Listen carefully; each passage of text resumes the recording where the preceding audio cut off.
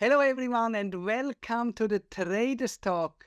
My name is Gil Paz, and I'm today with Reino Deetlefs. Reino, how are you doing? Hi, Gil. What an amazing experience, right? Thanks for having me. And looking forward to a wonderful show. How are you doing? I'm very excited for this session. For the viewers who don't know me, I'm a full-time trader since 2012. Reino is with us, and he has an absolutely amazing story. The interesting thing about trading is that nobody starts as a trader. Like everybody has his own journey, and then circumstances bring him into trading. And this is with Reino especially so, and his journey is especially exciting. And Reino will share today with us about about his whole journey as he started as a professional sportsman. He will explain that. Studied psychology and became a trader, and his journey is just unbelievable. So I hope really everybody will enjoy this session. Let's start. All right. Reno. Yeah, I mean, everybody starts off, weirdly enough, somewhere where you wouldn't think they would have ended up, right? Absolutely. It's not always the case. I mean, my background, if I showed people my CV, they would laugh at me. They would think I'm an absolute clown. But I actually studied. Sure, it's a long time ago. I don't want to give away my age, but so I got a scholarship when I was 19 to go and it was academic and golf to go and study in the US in Texas, of all places. You know it quite well, Gil, I in know. Dallas, Fort Worth, and I attended a private university there. And I got a degree in psychology. Basically, my dad told me, when I was 19, he gave me a plane ticket and he said, you know what? Don't come back without a degree. If you don't have one, don't come back. Yes. So, so I went through that and I really enjoyed psychology. Okay. I really love, the ins and outs of people, how people think, because I mean, I did some counseling there, and even later in my life, I also did some personality clashes in one or two corporate situations as a contractor. But I mean, that was the whole idea: is getting my degree in psychology, doing my master's, blah blah blah. Teaching somewhere or having my own practice. And what So, ended up happening, yes. no, I wanted to start even before. When did you start to play golf? I mean, you have to be pretty good if you get a scholarship based on your golf playing to get a scholarship in the United States. When did you start? Sure. I've always been I was lucky. Okay, my parents gave me the opportunity to as many sports as I wanted to, and I was decent in many of them. But I finally ended up on golf. So I started playing golf with my dad over the weekends, or let's say every Saturday morning. We would get up at like 4 in the morning, and we would drive to a very small mining town. And Mhm. back then, it cost 3 rand for 18 holes. Now, 1 rand is, well, let's put it this way, almost 19 rand is $1. Okay, so that was how you used to play in between all the zebra, the ostriches, the impala, the monkeys. It was it was amazing, right? And I kind of felt a lot of comfort, just spending time with my dad and the nature, and so it grew um, into something a little bit more. And then I started playing tournaments in the US and local things, and I was decent. I was good enough to where I had a couple of offers from different colleges, and I picked one, and got on a plane and gave up on studying here in South Africa in exchange for, let's see what happens. But I've always been a Mhm. person that have said that I don't want to have any regrets in life, and so I took it. right? It's pretty scary when you go to a different country. You don't really know anyone. You have to figure everything out by yourself, and not just as a youngster when you go to university. I mean, what do you want to do? You're away from your parents. You want to meet people and party and do whatever you weren't always able to do. But in the back of your mind, since you are there by yourself, you need discipline because Yeah. you're on an academic scholarship and on a sports scholarship. So I figured out a way to do all of those pretty well. And I How actually is it ended up. really a scholarship? Because my son dreams also to get a scholarship in sports in the States. How much Mhm. is really training, sports training, and how much do you study when you're there? Uh, well, it depends, right? I mean, to be honest, the first couple of years are no offense. I mean, the American educational system, the first couple of years is a breeze. Okay, if you can spell a lot of things correctly, you will be okay. But it gets a little bit more intricate. So if you go there on a pure sports scholarship, where there's so many universities, if you are good enough and you have good results in active tournaments, right? Because that is what they look at. They look at Mhm. results. They are not, oh, you're a nice guy. Uh, you look very good. It doesn't go that way. They are purely fixated on results. So if you do have the results and they are okay, your options are limited. Yes, you can apply to the bigger schools, but there's many other schools out there, private institutions, where not only will you get to experience the world because these guys fly you out every weekend to a different state. You stay in luxury. You really, they expose you to how a professional goes about doing their sport, which is amazing. You couldn't get any better competition. You couldn't ask for more input from external sources to become better. So if you're on a Mhm. pure sports scholarship, then they are a little bit more lenient on how well you do in school. All right, which is nice.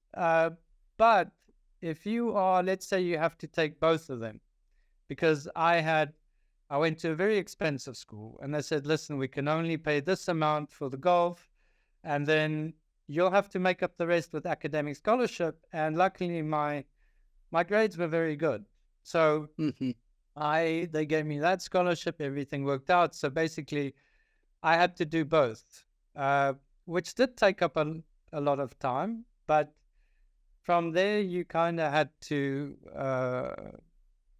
know how to use your time wisely. So if your son, how old is he now? He's 15. Okay, and what does he want to do? Swimming, swimming. Swimming. Oh my goodness. So yes, I would say so. What, he's probably thinking of what, North Carolina or places like that. Possible. Yes. Yeah, and I mean that's amazing. I mean swimming, because I used to be friends with the tennis players, the baseball players. You know, everybody kind of mingles and meshes together. But I mean, swimming, I used to swim provincial when I was younger, and it is such an amazing sport. I think it's very hard to make a living out of it. Yes, it I actually is. think it's one of the hardest ones, that and maybe tennis. But, you know, if he gets into a good school, which is always possible. I mean, you don't have to be at the best school to make it, and that is kind of what I've seen through life, is that you don't need to be the best. You need to be the one that outworks all the other people, and eventually you will get to where you want to go. Yeah. Up up until which is your potential. But that's amazing. I I think mean, that's his. yeah, in Yeah. terms of I studying. think that's his approach as well, also to do that. Now, I want to go back to your career. So you are having a scholarship. You're playing golf, you go every weekend out, make tournaments, and you study. How long did this take? Like 3 years, 5 years? 5 years, because I mean, 5 years. It's a 4-year degree, but the way the Mhm. US works with their summer schools and everything, it ended up being more like 5 years. So that was from 2001 till 2006. I graduated, and then I thought about doing the counseling thing. I spent some time working with people in the local community, more of the underprivileged Mm-hmm. people, and I realized that, you know what, you got to be one heck of a person to be able to sustain people's mental problems 24/7. And Mm-hmm. it was tough on me. It was like every day I spend time with people who've been neglected, who've been abused, who've this and that. The list goes on, and after a while, it really does take a toll on you mentally. So because I did very well in college, I got sponsors to play golf, and I actually did not want to turn pro. And then everybody else told me, "Listen, you will be stupid not to do it. Okay, Mm-hmm. don't not do it. At least give yourself the chance." So I did it for 2.5 years. I started off really well. I did okay. Obviously, I wasn't that good because I'm not playing on the PGA Tour, but but it was really such an experience in being in that high competition mode. And I think one of the things that changed it for me, and this was in my second year, is I started practicing with a guy called Jason Day. Okay, and he ended up being number one in the world. Wow. Won a couple of majors, and just looking at how this guy operated, I decided, well, I either need to make a shift, become extremely better, because I was telling my coach, you know what, I can't do what this guy does. Okay, what he does is way above my capabilities. So I figured, okay, you know what, I'm going to work on the mental side of things. And I ended up working with a guy called Lanny Basham. And Lanny Basham won the 1976 Olympic gold in shooting, a small bore rifle. And he had a company called Mental Management Systems. And so I spent a year with him working on, his 8 personality traits, and working through the super ego, the ego, getting your self-image in line with your performance. And I mean, it was grueling. He would sit there with a timer and time me exactly from point to start, and I had to get it down within a second. So everything became conditioned. My subconscious, he didn't want my conscious mind to be in control. He wanted my subconscious to take over when the pressure got real. And it was absolutely amazing. And just coming from a psychology background, it really opened up my mind how to control your emotions better. And yes, I ended up playing better. I got injured, and then I wasn't getting younger, and I thought, you know what, I need to make a decision here, because through golf, you get to play with a lot of good big business people, bunch of CEOs, and through golf, I met a bunch of directors, and they had their own prop trading firm in South Africa. Okay. And that is where the guys always told me, he said, listen, if you ever change your mind, give us a call. And I injured my wrist. I think I was in Louisiana. I was 4 weeks on the road. I came back, and I picked up the phone, and I called this one director. He had a nickname. His name was Kwacha, which means like zebra in Afrikaans. And I called him and I said, hey man, do you still have that job? And he said, get on the first plane back to South Africa. You got it. You just have to write a couple of exams, and the rest is history. So Wow. I sold my car, I sold my TV, and I sold something else. Um, Bought a plane ticket for $500, left everything there, took my books, and flew back to South Africa. And Amazing. yeah, that's how everything started. Walked into a trading room with 45 traders, prop traders, from scalpers to swing traders, different ages. Most of them were young. Walked in there with not having an absolute clue what I was doing. So before we go really into trading, just for those, I see a lot of comments here, people asking about euro dollar and about gold. So in this session, we are not talking about analyzing the markets. We want to know, and actually this is much more important, becoming a successful trader, to understand what kind of characteristics you need, what you have to do in order to become a successful trader. This is what we will talk about this hour. Believe me, nobody cares if euro dollar goes up or down. It's much more important to be in the right mindset in order to become a successful trader. So this is the theme of today. If you have questions to Reino, you can put it here in the chat and we will answer that, of course. But not if euro dollar or gold is going up or down. Okay, so that's just as a side note. But we love to hear your comments and your questions to Reino. So Reino, how does a prop? Maybe we have to go. I think we have to soon make a small break.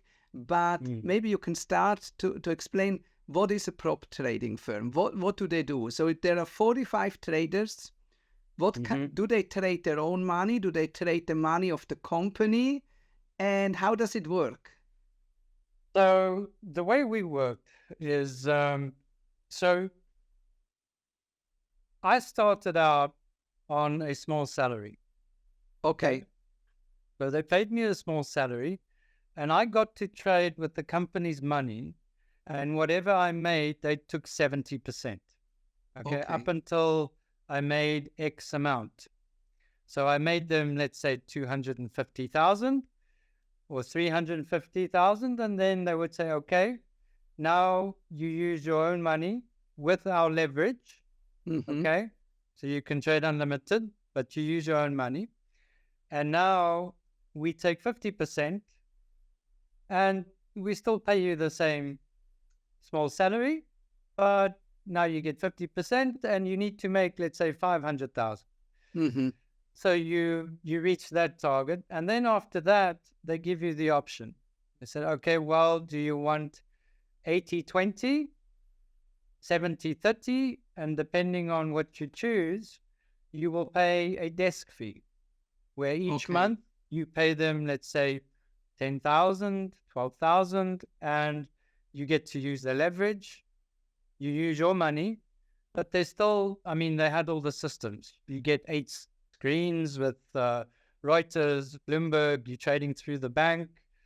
And then, yeah, so we eventually worked our way up where we took 100%.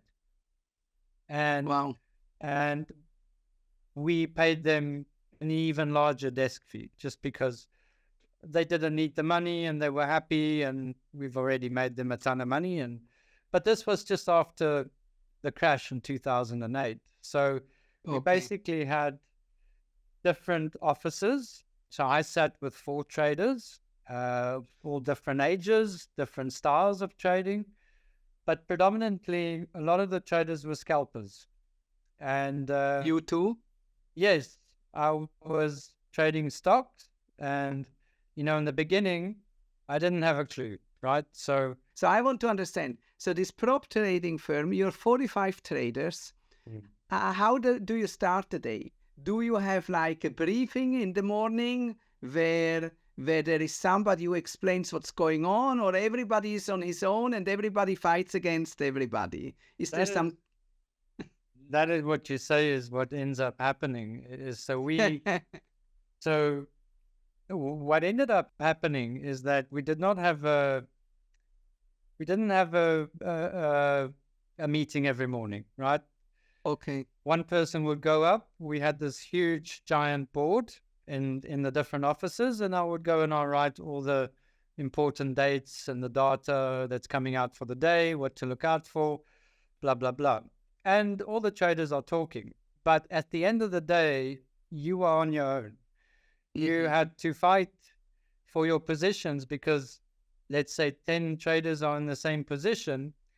One guy is massive. He gets out before you. I mean, he's taking all your profit. So it ended up becoming very competitive, although we tried to work to get trading the same things or everybody buying or selling, but just Mhm. trying to, did you see this stock? Did you see that? Oh, listen, there's news out on this company. And so you would form, I wouldn't say it's alliances, but the traders that you sat next to, they didn't necessarily trade the same things you did, but you kind of traded the same way and you would look for different cues in the market. And, in the beginning, I didn't have a clue, right, what I was doing. I didn't come from a financial background. So, and we didn't have XM's live education platform. I didn't really, there wasn't YouTube channels that was explaining how to trade. So I did paper trading.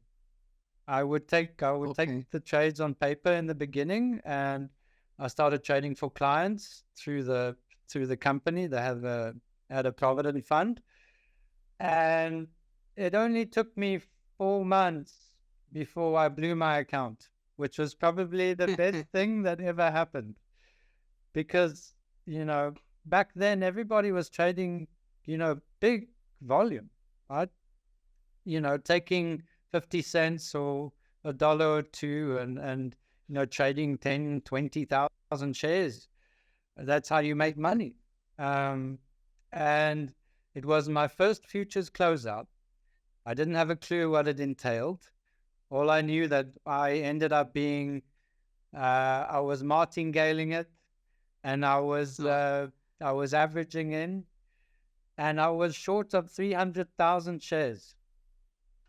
And I was so over leveraged, the market went against me. And one of my directors called me and said, cut everything right now. And I lost everything that I made, everything that I had in the company. And I know it's not something that you enjoy. I was almost in tears. I couldn't believe what just happened Mhm. because, I mean, the way I was making money, it was like the Wild West, right? I had no plan. I had no education. I had no clue, right? It was all luck. And after that day, I realized, you know what? There needs to be a switch. This is not the right way to go about doing things because it's way too stressful. I can't control my emotions. Um, so I started again from trading very small and building my way up, started reading books, started talking to the older traders. And e- eventually it worked out where I actually made the money back quite quickly because the markets were quite conducive for it. Um, Mhm. but yeah, I mean, that was probably one of the best things that happened to me. And Yeah, y- 2009 markets were extremely volatile. yeah, The huge swings up and down. I remember it this time the stock market could go in one day 5% up and then the next day 5% down. Now yeah. often we see like 1% is already a lot in today's world, but then 5% per day was absolutely normal. Huge Mm. swings. We get here a questions. Please, Reina, would you like to know how to manage your risks when you trigger positions? So obviously, then you didn't have risk management. That's what I understand. Yes, Um, so when you started new, you understood probably you have to manage your risks, yes. and also I am wondering, did you? I mean, obviously, as a sports person, you Mm. are more disciplined than most of the people, I assume. I think this is something that I see all the time. By the way, we have another sports guy here in XM Live who was professional sports person. That's Tarek. And you can see the sport person, and also Nenat is strong in sports. Also, Junei, by the way, also very strong in sports. And you see those who did professionally sport, they have something with discipline. This is really helping. What's your take here on that? No, I think it's 100% true. The thing that, and this is actually funny that you mentioned it, because I would say about 85% of the traders that traded in the company, they were very good sportsmen. Okay, the directors love to pick good athletes because they knew that in order to become a good athlete, you need a discipline. It's like you saying that, that's why many people that go to the military, they also would make very good traders. It comes down to being disciplined, sticking to your rules, getting control over your emotions, because in any sport and any high pressure job, if you can't control your emotions, you don't stand a chance, right? Because you will fall away every time the pressure gets to you. But if you have gotten to a point where you've been quite successful, and you would only get there if you had a plan, first of all, and you had a method, and you could control your emotions. And this is why, when we look at what makes a successful trader, we always talk about the 3 M's, right? It's your method, which most, and this is the thing that I see often, is that beginner traders, they focus too much on the method because they think it's all about the method, right? I do a lot of seminars in Africa, and I would always ask the people in the beginning, okay, so how accurate is your method? And people will raise their hands and they will say, 80%, 75%, 85%. And then I ask them, well, how many of you are making money? And then there's no one. It's crickets. So yes, method is important, but the 2 other components that really are the key to success is money management and the mind, right? Trader psychology. And I mean, here's the thing. If you apply good money management and good trader psychology, you could flip a coin. Your method could be flip of a coin, because in the long run, it is 50-50. And if you do proper money management, you can actually push that 50-50 to 53-47. So in theory, you should make money in the long run. Yes. But traders tend to forget about these 2 other aspects. And for me, trader psychology is really the thing that stops a lot of traders from really earning the money that they should be earning. So what you're saying is, what I understand, and tell me if I'm right, that most traders fail on money management and on psychology, right? The method is not that important. That's what you're saying. Of course, it's a third of everything, but it's not 60% or not 80%. And again, that's why we said, by the way, to those who were asking about gold and euro dollar, it's not important if gold and euro dollar is going up or down. It's not about this one trade. It's about how do you take it, okay? How do you manage the risks and the psychology? Now, you as a psychologist, I mean, you have a double advantage here. Not only that you're a sportsman and you're disciplined, you understand also, hopefully, a little bit the mind. So you have both of these. Yes. And this is, I think that's extraordinary. This is really, that makes you really, giving you a huge advantage in trading. Now, I want to ask about the psychology, because I think I am not talking enough about psychology. I know that this is a huge part. I know myself. I know when I lose money, why I lose it. It's mostly because of psychology. Mm. But I can only say, like, out of experience, what I believe, what are my flaws, but I don't really know. So what do you think is the main psychological problem of traders? Well, listen, when it comes to um, getting emotional, and I think many traders have experienced this. You will trade very well for 5, 6 days, 7 days in a row, and then for some weird reason,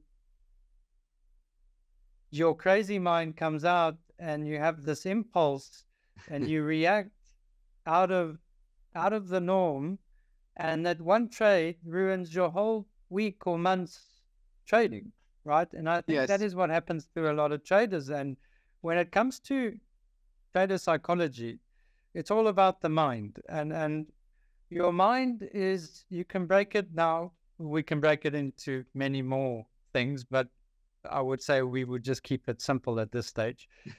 You can break it up into the conscious mind and the subconscious. Yes. So the conscious mind, that is the part of your brain that is the calculator that makes the rational decisions. It is the one that you need when you want to trade. Okay. Then you have the subconscious. Now, your subconscious, that is the crazy one, the one that makes the irrational decisions. And that is the one that tells you to, don't put your stop loss here, because remember last time the market came down, hit your stop loss, and then it went in your direction. That is the crazy mind. And the problem is your subconscious is 10 times stronger than your conscious mind. And the thing is, your subconscious, nobody gets born with bad habits, right? Yes, you get born with certain primitive instincts. We call it the id, right? You have the id and the super ego and the ego and all those wonderful things, but you have certain natural instincts. But we condition our subconscious, not necessarily always ourselves, but also through societal norms, through our upbringing. And three of the biggest, I would say, bad trader habits comes from the mind. And the first is fear and greed. Okay. Fear, it takes one of two forms. It's the fear of loss and the fear of missing out. Which is the greed. Yes. but I mean, greed is also there. Greed, I mean, I think we all know what greed is. Greed is having the overconfidence, thinking that you are going to turn $100 into $1 million within a month. And all you see is that Bugatti and the yacht that you've seen on social media. And you are chasing so hard to get that dream that you abandon any sort of rules, and that instant gratification takes over. Right? So that is the greed part. The fear of loss, basically, because we have this inability to accept losses. Okay. And let's start off with that, because I mean, people have been conditioned. We have conditioned our subconscious to that if you are right, you get rewarded. And when you are wrong, you get punished. Right? And this is how it works in your work environment. Well, not necessarily trading, but school. When you are a kid, right? You either get a golden star or a pat on the head or a candy when you do well. And if you're wrong, well, back in the day, we used to get a wooden spoon on the knuckles, but you can't do that anymore. Otherwise, your kids will sue you, right? But that is how we get conditioned, which when we trade, being, and here you are in a man-made environment where fear and greed worked very well when we lived in caves and you had a club and you had predators. But in trading, it goes against the normal rules. Yeah. Okay, because you are in an environment where you cannot be 100% correct. Okay, that is proven. You cannot be Yeah. 100% correct. And if people just started realizing that, and that fear of loss, this is why you hang on to losing trades. This is why you hope that it will turn around. Yeah. That is why you move your stop losses. That is why you martingale, because you hope that it will turn around so that you do not realize that loss, because losing means that you're wrong, and we've been preconditioned to think of losing as a bad thing. But what traders need to realize is that in the trading environment, you have too many variables. Nobody can predict what the market can do. Therefore, they have to have a reality check that losing is part of the game. Okay? I And totally once you agree. accept that fact, it's almost like the world gets lifted off your shoulders. Now, all of a sudden, my method doesn't have to be a 90% correct, right? I'm okay if it's 70 or 65 because I know I'm going to make losing trades. All traders lose.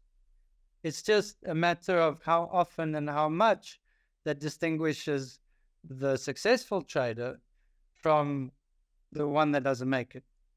I absolutely so agree. But by the way, I got to the same conclusion about the biggest mistake. Just by I couldn't explain it as beautiful as you with the subconscious because I didn't study that, but also from the experience. I think the school system destroys our trading brain. Like, because in school also, when you get like in mathematics, when you're right, you get 1 point. When you're wrong, you get 0. So Exactly. and then so you try to make as many points as possible. And even if you're not right, you try to write something down. So at least you get maybe half of a point or a quarter of a point. But in trading, you can have minus 200. It's not 1 or 0. It's like you can have a huge minus. And this is real life, and this is not school. And this is what's so hard for us. And you're right. We try to avoid, we feel failures if we have a losing trade. This is like in school, you don't want to come home to your parents and tell them I failed in the test. This is like terrible. You feel a failure, and maybe even parents will tell you that you're a failure if they're. And there are a couple of interesting comments. So Mo was saying the fear of missing out, it's called FOMO. Absolutely right. And Mo says all great athletes have coaches, and Reino explained us that he has a coach. And Walter said, I'm requesting for your contracts for direct help if you don't mind. So what I want to say here, look, we are 12 traders here every single day in XM Live on 3 different channels. Reino is with us every single day. So not only do you have here with Reino a trader with a lot of trading experience, but you have also a psychologist. And if you need a coach, you get one for free here at XM Live. So you can turn into the sessions of Reino, and you will have, like, I think, something Reino and me were dreaming of 10 years ago of having here for free. So come, turn on a regular basis to XM Live. I believe you will become a better trader. Without doubt, I would say so. Yeah, I mean, I was telling you earlier, if I had a platform like this when I started trading, it would have taken me half the time to get to where I ended up. And half the money. I mean, it's just, yes, exactly. But I didn't know whether you had a question, but we were talking about the fear of loss. Yes. Right. And this is you coming back to that, how we get brought up.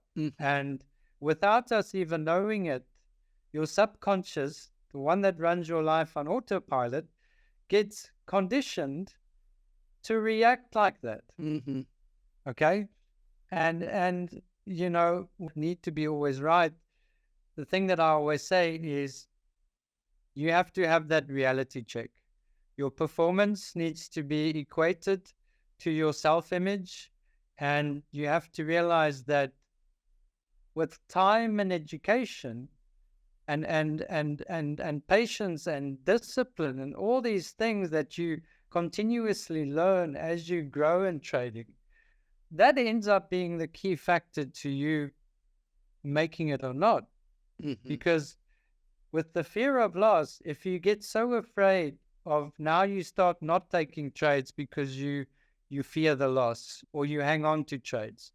So if you have the fear of loss, one thing that I like to do is, because everybody goes through a rough patch now and again, but Mm-hmm. I mean, we've been trading long enough to know what to do. But if you are a beginner and you have this fear of loss, trade smaller. Okay. Mm-hmm. You start off small again, you trade small, and you work in steps, and you gain that confidence, and you stick to your rules. And this is how you basically get back into it, get that confidence up, because here's the thing: if you can't make money with small positions, you're not going to make it with big positions. Yeah, Yes. absolutely. And Uh, here we had a, sorry, yes. Yeah, I have another question. So here, you say that like the subconscious is much stronger than the conscious.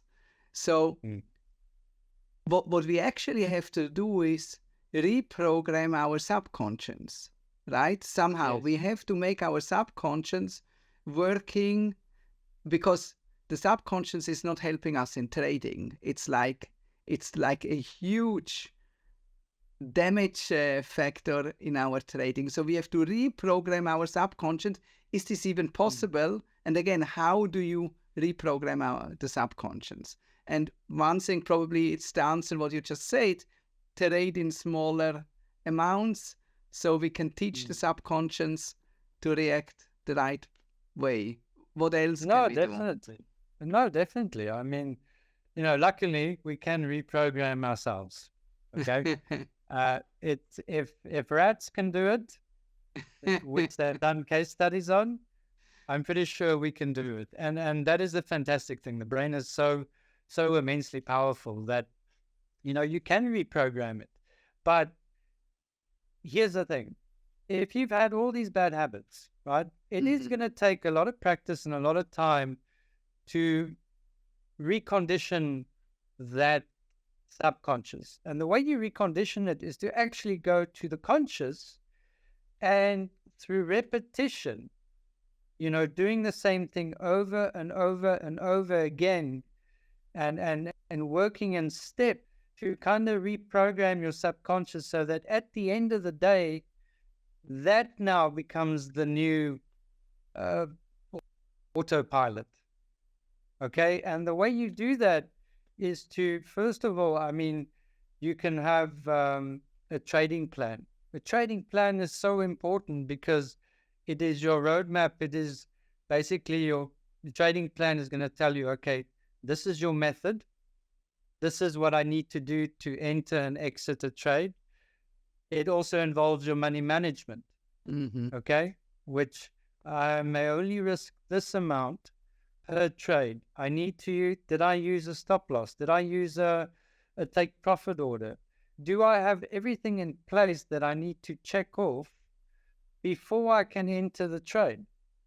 It's almost like having another person next to you that you need to confirm with, may I enter the trade? So if you do it almost in a military style, okay, having your program, I need to stick to this map, and I may not go off this path.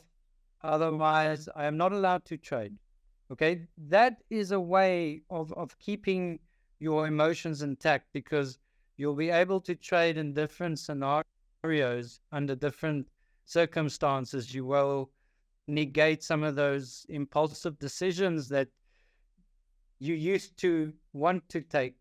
Now because you have this plan, the structure, it is basically telling you, sorry, you may not enter this trade. I know the S&P 500 just dropped 500 points, but you didn't get any signals to buy it now. Okay? So therefore, you may not enter it. Doing something like that and having a plan, that is what's going to kind of break or start reconditioning your subconscious. The other things that you can do to take care of some of these bad habits, I mean, somebody was mentioning FOMO, right? The fear of missing out. And I see it a lot. I used to do it as well when I started trading. You take the position before your method has even given you the signal, right? And this way, you don't know, you leave everything to chance. I mean, you abandon your rules once again. And in order to fix something, you first need to identify the problem. And in order to identify it, one thing that you can also do is if you took, let's say you took a 1 day off trading, right? And I know not many people like this, but if you took 1 day off and you didn't trade, you would quickly realize how you feel. What is the thing that either you are afraid of or that, I mean, if you go out and you walk in the mountains for a day, if you feel fidgety, if you feel antsy, it probably means that you have this fear of missing out, that more than likely you are over trading, right? Yeah. And the thing is, if you can pinpoint the problem, then you can start working in very small steps. Like, okay, I'm going to draw up a trading plan. I'm going to stick to this plan. Doesn't matter what happens. That way I'm reconditioning my subconscious. I will trade smaller. I will, I will take a reality check. I will, losing is part of the game. All these type of things, finding a mentor, speaking to people about it. I know it's going to sound like an AA meeting, but if you admit, they say, you know what? I am greedy, because every time it was way in the money for me, I just, I never take profit. I think I'm going to make $1 million, or if I over leverage and I over trade, I take on way too big positions. And one thing how you can also identify that is by journaling, okay, which kind of forms part of your trading plan. And I've got books and books. I probably have hundreds of these where I journal. I'm still old school, okay?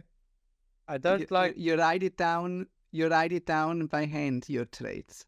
Yes, I write it down. I comment, and whenever, because this way, if I'm trading badly or I had a bad day, I can go back and see where did I go wrong, right?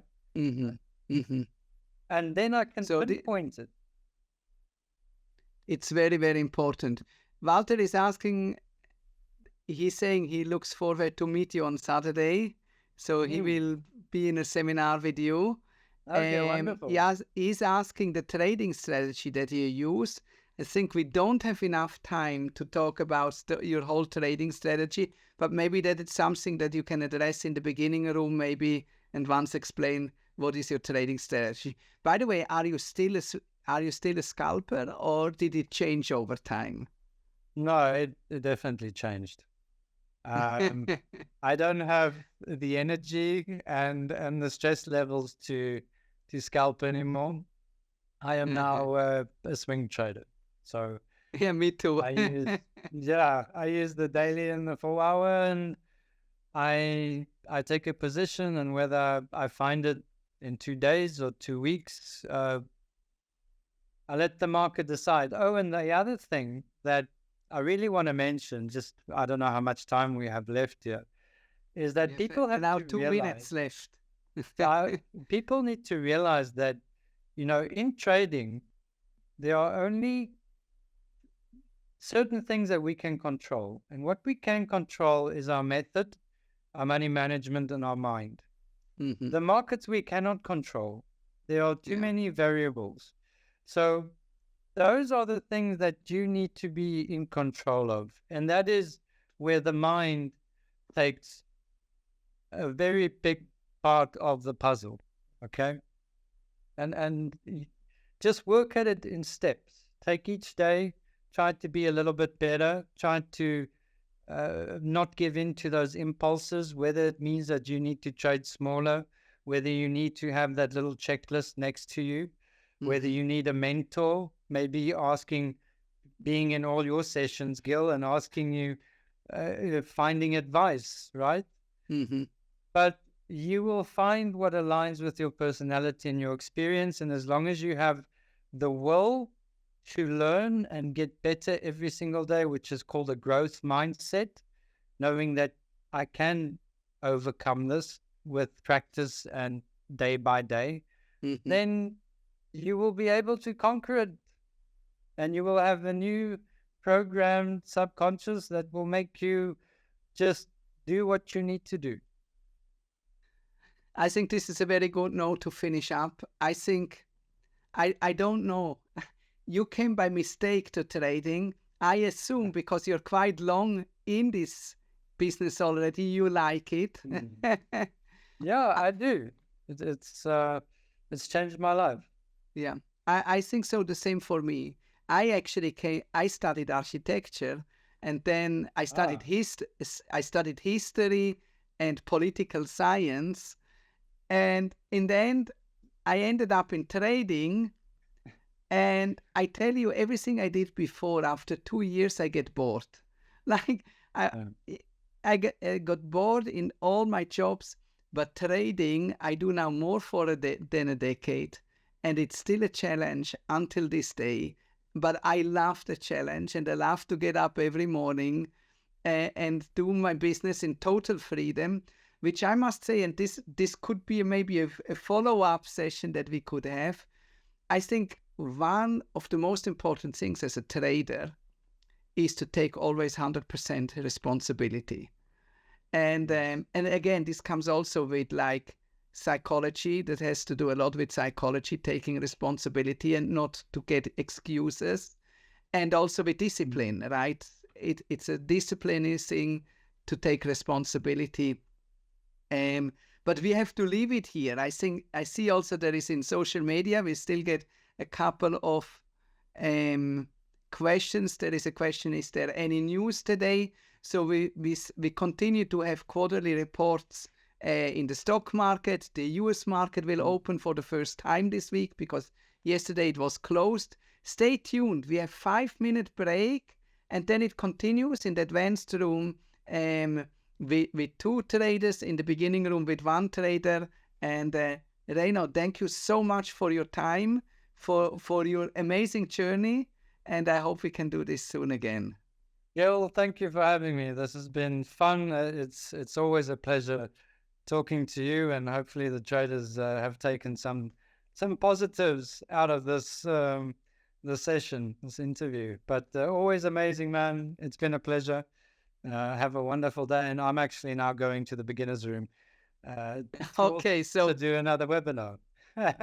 so go to the beginning room, ask him about his method at Reino, and Reino, thanks a lot again. Bye bye.